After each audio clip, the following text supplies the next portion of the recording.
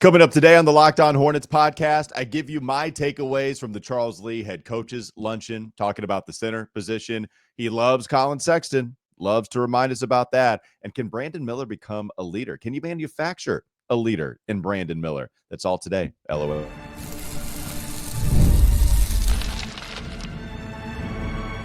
You are Locked On Hornets, your daily Charlotte Hornets podcast. Part of the Locked On Podcast Network. Your team every day. In a minute, cuz we live.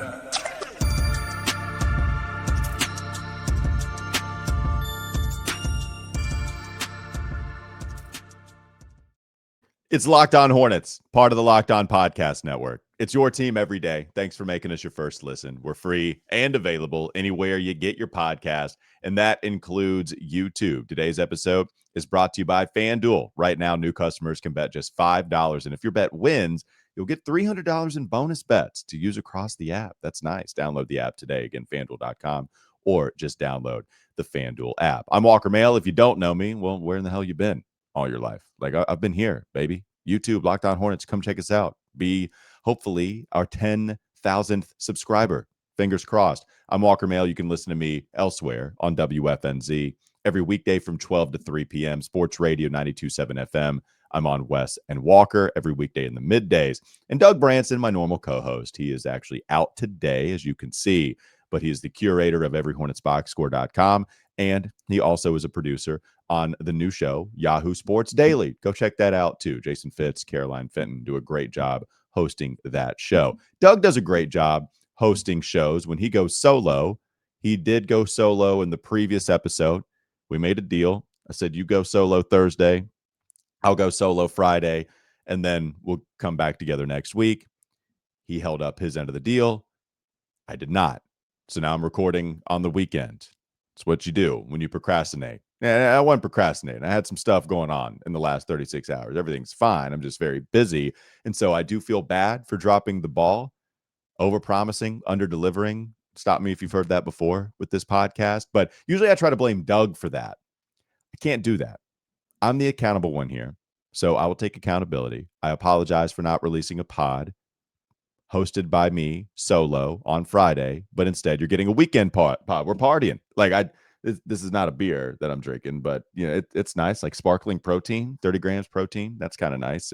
I'm drinking all sorts of weird drinks these days that I have no clue what's in them, but got 30 grams of protein, low calories. Hey, I'm in. I'm also in on this season because I think this season is going to be fascinating with the way that the Hornets constructed their roster. And we talked about it, us being Charlotte media, we talked about it with Charles Lee at the annual coaches luncheon. And I'll share with you my takeaways in just a moment, but just to let you know what the coaches luncheon is every single year. It like a luncheon, I guess, by definition, is a formal lunch. But I think the idea of this meeting is to have this informal back and forth where we can share our takeaways with anybody that consumes our media outlets and whoever decides to consume our platforms. We can share our takeaways, but like it is kind of this laid back and forth again between media and head coach. Like I got to see him walk in. Noble Smoke, by the way. It was fantastic food. First time I ever been there. But Charles Lee walks in. I get to say hello to him for a little while. Me and a couple of other people are exchanging pleasantries and, you know, just talking about whatever, shooting the bleep for, I don't know, 15 minutes. And then he glad hands with everybody else, which is what he's supposed to do. And then there is a Q&A portion where that's your typical, hey, this media member at a table will ask Charles a question. Charles from his table will answer it, and then we'll kind of pop around the room a little bit. That probably lasted for 15, 20 minutes there, and then we can share some of our takeaways. But even after that, now it's just kind of like, hey, how are the kids? You know, school plays, stuff like that. So I quite like it, actually, because you're not allowed to tweet. You're not allowed to record anything, which maybe it's just because I'm lazy and I don't want to do that. But I do think it's just a more relaxed approach at covering the team, and everybody kind of gets it.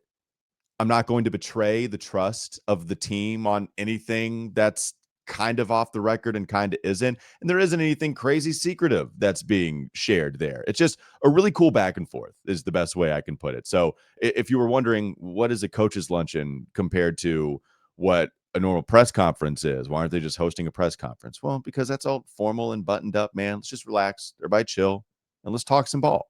And that's what we did. And so this is where I bring you my first takeaway. And just, I guess, another clarification.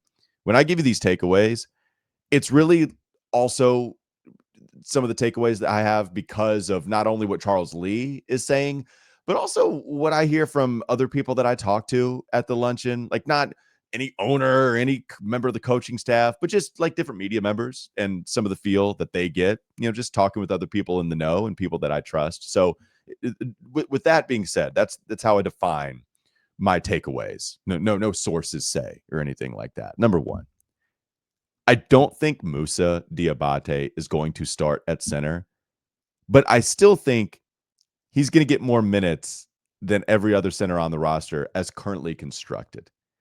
So when Charles Lee was asked about the center rotation, he said he was highly encouraged by it.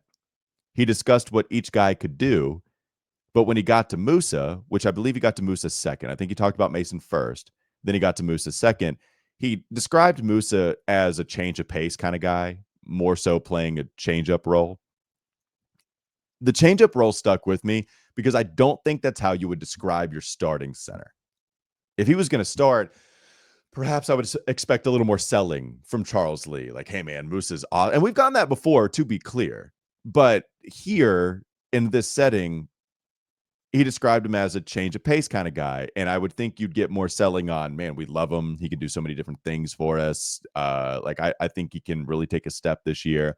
It was really more so change of pace. And that stuck with me because maybe Mason Plumlee just does start and everybody loses their mind at the beginning of the season, except I would implore you to not lose your mind if you believe that talent will win out. I just think that Moussa is the best option that we have on the roster right here, right now. Unless they make a trade before the deadline or right there at it, I just think he's the best option, in my opinion. I don't know. I don't know if Charles Lee thinks he's the best option on September 20th. I don't know that, but I'm just believing in Moussa. So I told Josh Lloyd this, by the way, on Locked On Fantasy Basketball, that I feel like I'm the irrational one for discussing Moussa the way that I am.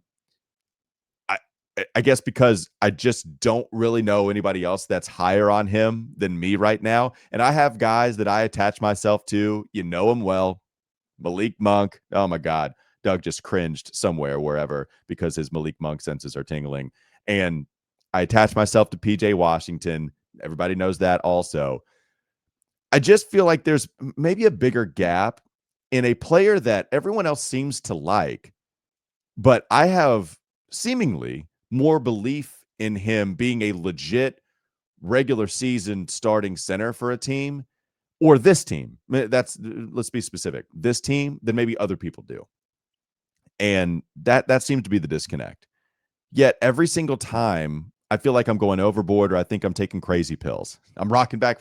God, is Moussa the guy? Like, am I just seeing things? What is Moussa not the guy? Does he suck that bad? Like, I go and I watch defensive highlights, or I go and check out analytics, or I just go check traditional box scores. And I feel like I'm checking off another box myself on whether Moussa can be that guy this specific season. I want to go back to November of this past year. That's the month Moussa played the most minutes. He had a 5-game stretch where he played 30 a game. He was playing a lot. That just so happened also to be the month the Hornets had their second best defensive ranking on cleaning the glass in points allowed per 100 possessions. They were 14th in the league that specific month. Now, they were 6th in January, I will say. Oddly enough, they were 6th in January, where Moussa did play a good bit in the second half of that month also. But the rest of the months, the Hornets were bad. They were in the 20s. They were somewhere high 20s, low 20s. They were not very good. But I go back to November specifically, one, because it's when Moussa played the most amount of minutes. But despite it being so early in the season where everyone is still trying to figure everything out, I believe November is the best barometer to what this team might look like this year, because Moussa was playing a ton, and that's the healthiest full month of basketball we got from Charlotte in 24 and 25. Think about it. Brandon played all but one game in November. LaMelo just missed a couple of contests in November. Grant Williams played half the month, got injured for the rest of the season. Same with Trey Mann, injured half the month, did not play the rest of the season. Odd as it is, Miles Bridges played half the month. Iron Man Miles Bridges, it was his least healthy full season, but at least he still got half the games in there. I think that's as close to what this team is going to look like as it gets, including some of the add-ins, like the rookies. Colin Sexton is going to be a big part of this team. So we'll see about the rookies. We'll see about Spencer Dinwiddie, Pat Connaughton. I don't even know if Connaughton's going to make the team, but you get the idea.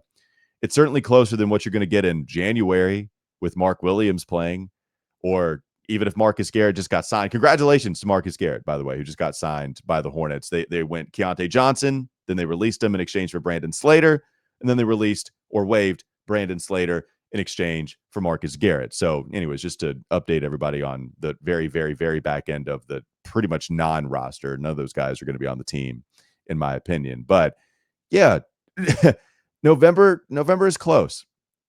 And he played well. And that was early. If you think Musa is the same player as he was in November, then you're already starting at a pretty decent baseline with some of the defensive rankings that team was able to put up. And if you think Musa is better by simply just getting on an escalator and improving, like I do, like I'm hoping at least, then perhaps better numbers show up, even with some different personnel. A few more numbers in November of 2024 when Musa was playing a ton of minutes. Hornets were 11th in opponent field goal percentage at the rim. They were 28th in allowing those types of shots, but when they got there, they weren't shooting all that well. 11th in opponent field goal percentage at the rim. That's with Musa at the 5. Again, they were 12th in opponent turnover percentage that month. They were bad in really all the other months. Which, if you think this team is going to be bad defensively, now we have to manufacture ways to get turnovers, to win defensively if you don't have enough size on the interior to stop guys from scoring. How do you do that? You poke the basketball loose. You're hell to play against out there on the perimeter. And we know Musa has that ability. Like, call it the sickness. It is that. I don't deny it. But I was just looking at defensive highlights for Musa. I mean, he's doing a great job staying in front of Tyrese Halliburton, Jared McCain before he got hurt.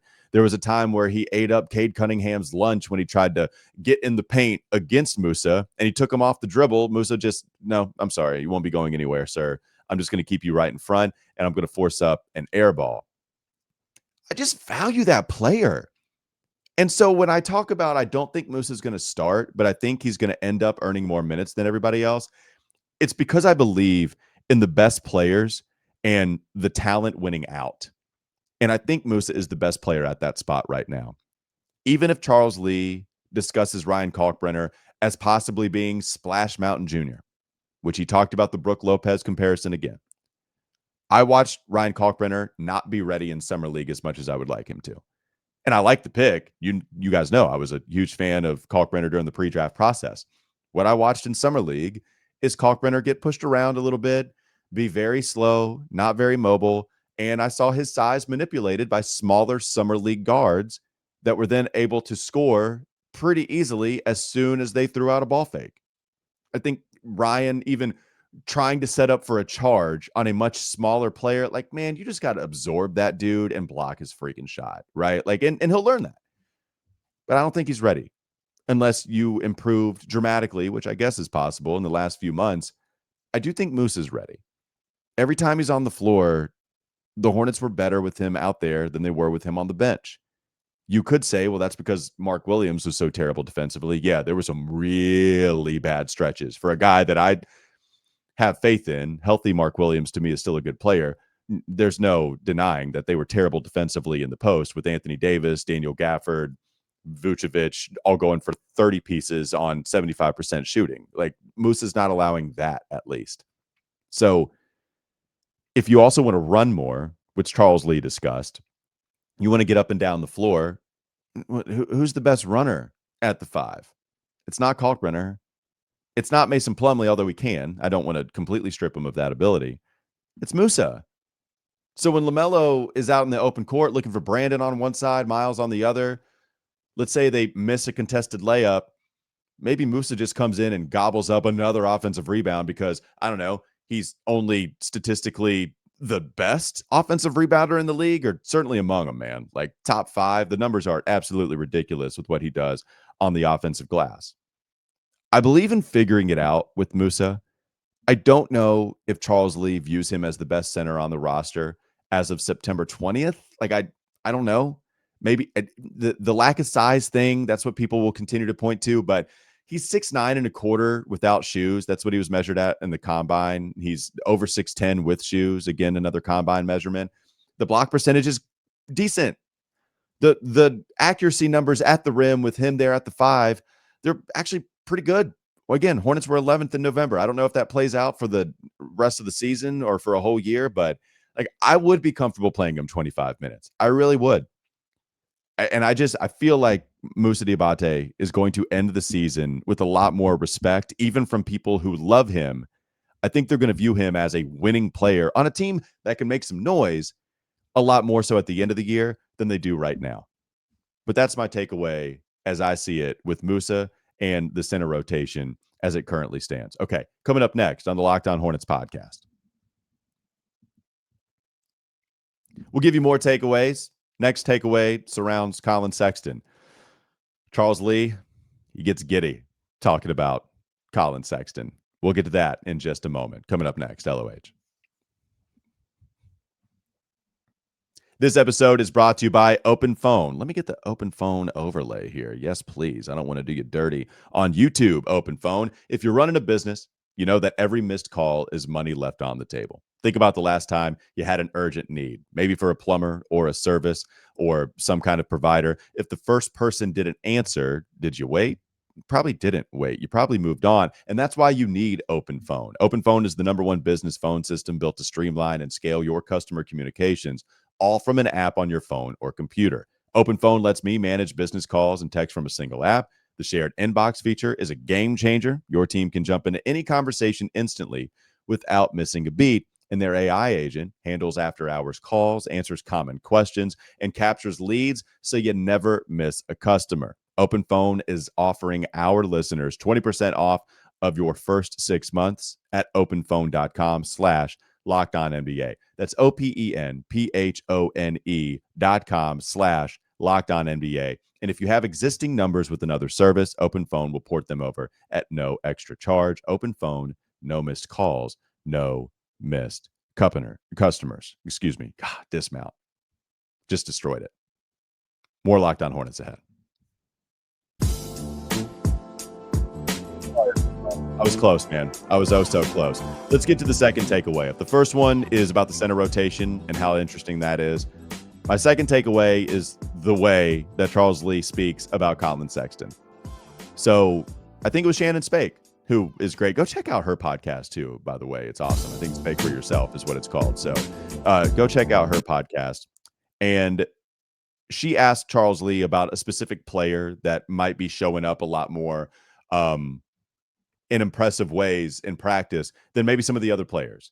And, you know, I kind of had an inkling as to which way he was going to go when Shannon asked about, hey, any player particularly standing out. Charles said it was Colin Sexton. That seems to be the guy he continuously points to when discussing one of his favorite guys, in my opinion. And so my second takeaway is Colin Sexton just might be a culture changer. I go back to when they traded for Colin Sexton. We all thought it was crazy, right? My God, the second round pick, I'll give up a second round pick. That's cool. Nurkic and a second rounder for Colin. That makes sense. Wait, Utah attached a second round pick to Colin? What's going on? Did he pass his physical? His ACL okay? What's going on? Then remember the next couple of days, we thought maybe Colin Sexton would be on the move again. Like that was a talking point. Are they going to flip him for something else? Like, I don't know.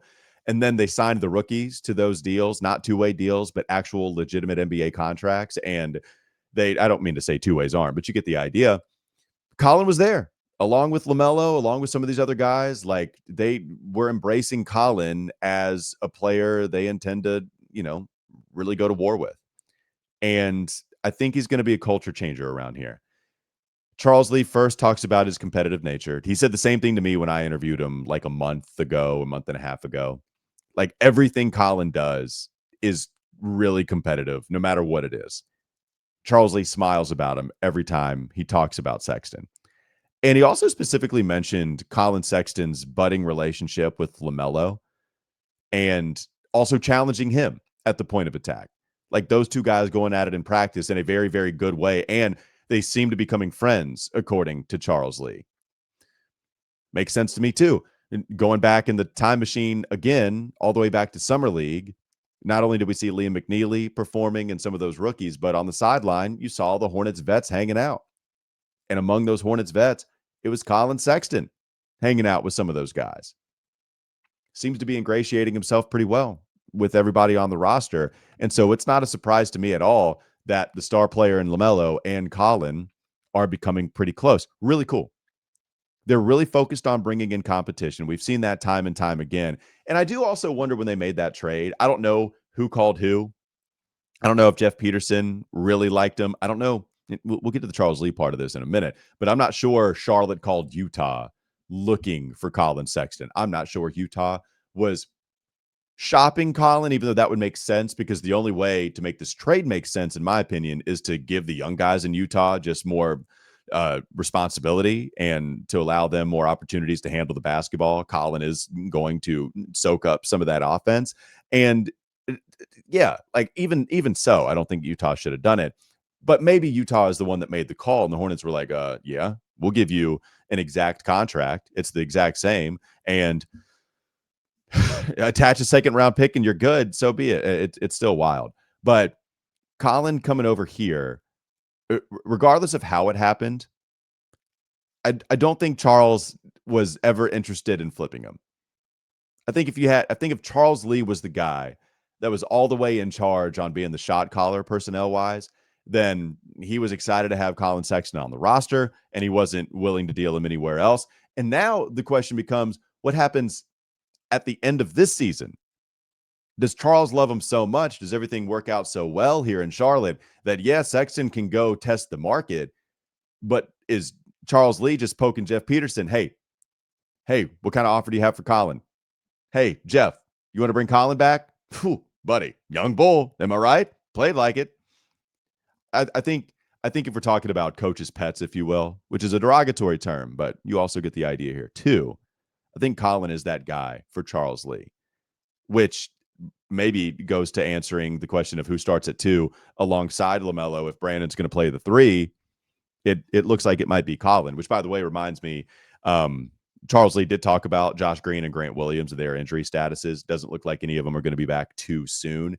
But Grant Williams is progressing nicely from what was a pretty devastating knee injury last year. Josh Green, Grant Williams are not going to be ready for training camp, but it feels like we're getting a happier prognosis on Grant than we are with Josh. So if Josh Green isn't ready to go, I think he would be probably your most likely candidate to start just because of the defense. I know Doug is probably twitching me saying Josh Green's name as well, but I think that would be your likely starter. If he's not ready to go, I do think Colin's probably next in line. Colin Sexton is going to be fascinating to watch this year, and they continue to discuss him being a challenger. And my last point on this, I do wonder if, regardless of who called who, Utah or Charlotte, I do wonder if part of the reason or a significant portion of the reason trading for him was specifically to challenge the best player in this organization, was to challenge LaMelo. Is that why they go for Colin too? We need somebody to mix it up with LaMelo in practice. We need somebody challenging him that's guarding him every single day, that's vocal, that's not scared of anybody, that will stare right at you because we've seen it before, that'll play 3-on-5 and almost beat a team in college while doing it. I wonder how much of a factor that was in deciding to pull the trigger on trading for Colin Sexton, because Charles Lee sure does love him. Coming up next on the Locked On Hornets podcast. You're just going to have to say it in your head. Bees everywhere. I know that's exactly what I'm doing when I hit that graphic. I got one more takeaway for you. It's Brandon Miller. Does he become a full-on number 1 leader this season? Charles Lee, I think, is trying to make it happen. We'll talk about it coming up next. This episode is brought to you by FanDuel. The NFL season, it's here, and FanDuel is making sure you're ready for kickoff with a can't-miss offer. Right now, new customers can bet just $5, and if your bet wins, you'll get $300 in bonus bets to use across the app.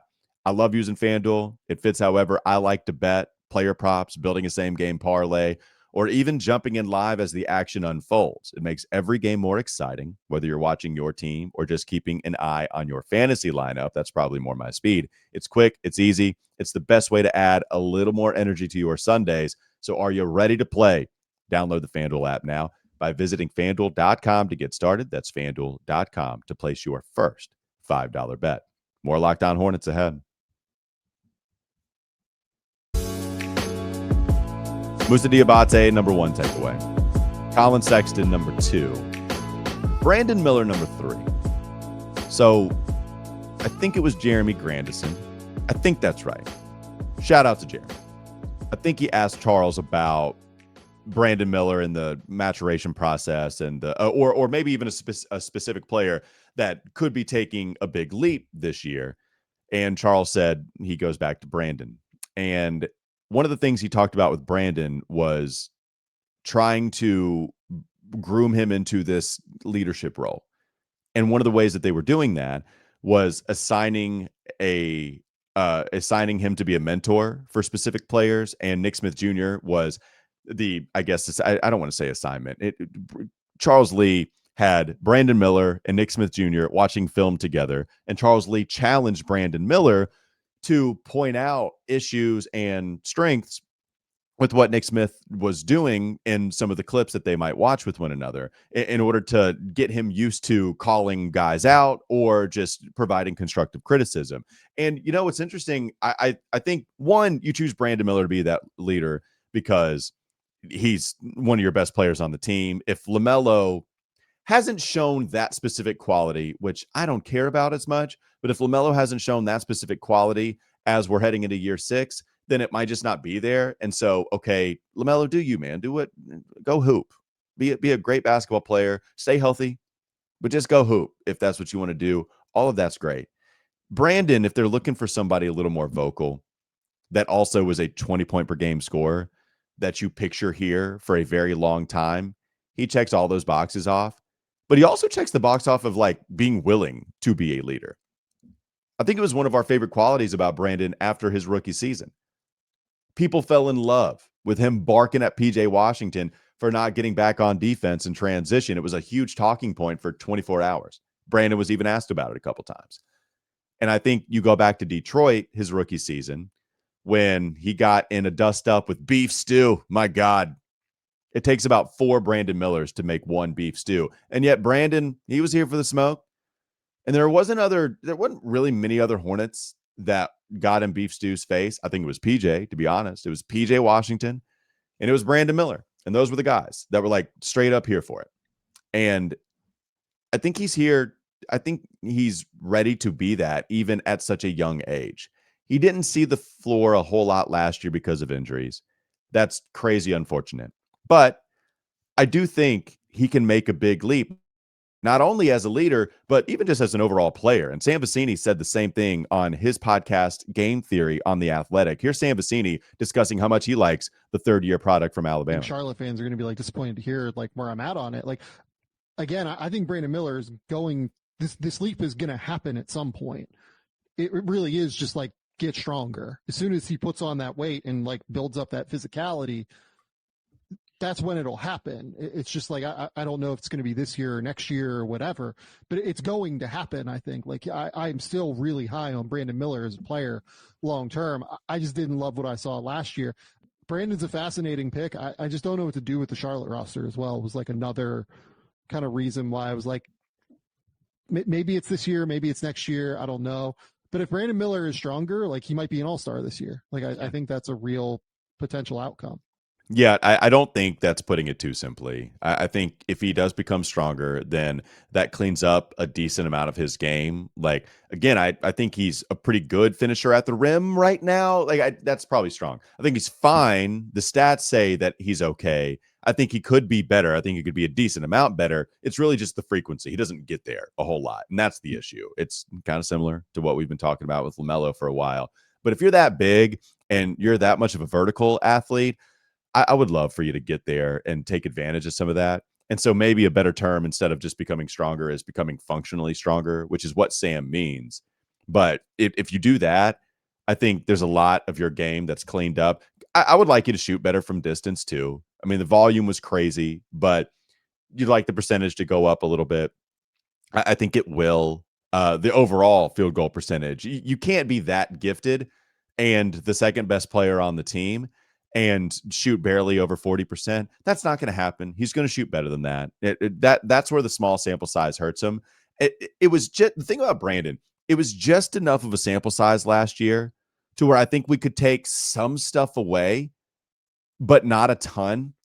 And what we took away, it wasn't, I think, as big of a leap as Hornets fans would have liked to have seen. And also maybe even uh, whether you're a Brandon believer, you're a Brandon detractor, I think you had some things that you were a little worried about with what was shown in just year two, but not enough to say that he can't become the 100th percentile outcome of what Brandon's ceiling is. Like I'm ready to see. I'm ready to see all of it. I'm hoping he stays healthy.